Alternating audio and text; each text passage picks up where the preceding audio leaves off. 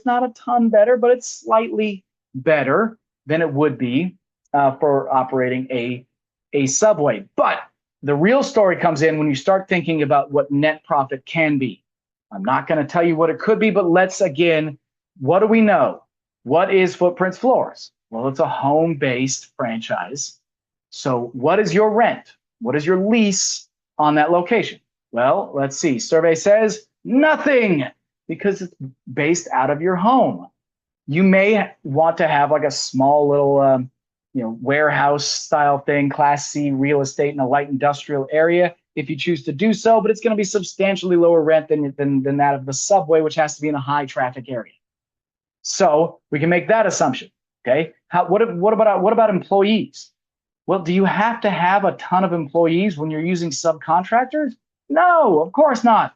So out of that number, out of that gross profit number, what do we have to take out? You got fuel, you got vehicle expense, you got marketing, which is going to be your biggest one. And then we might have like a salesperson or something. But again, that salesperson is probably going to be in that cost of goods sold if you're paying them commission. But if you do pay them a salary, they're going to go into that as well. But we're playing with a lot more money. We're playing with $200+ thousand to make that happen. There's the potential for substantially higher rate of return on an investment that was basically 1/8 of the investment that would take to get a Subway open. Again, we're not making any declarations here.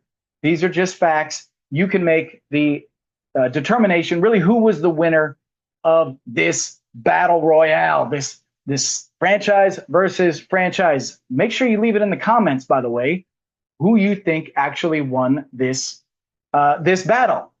But first, who's a good operator of these types of businesses? Well, if you go to Subway, which you can walk into a Subway and you're probably going to see the owner there with a hairnet on. Just is what it is. They have to work in the business. There's just not enough profit to have a manager if they own just a single location. The profit becomes and the wealth creation comes by owning multiple units. But if you're owning multiple units, you were probably rich already, right? It's $400,000 to open up one. You open up 10, that's $4 million. So you were probably already doing pretty good in order to kind of distance yourself from the day-to-day operations. So anybody that owns like a single location, you're probably going to see them in there.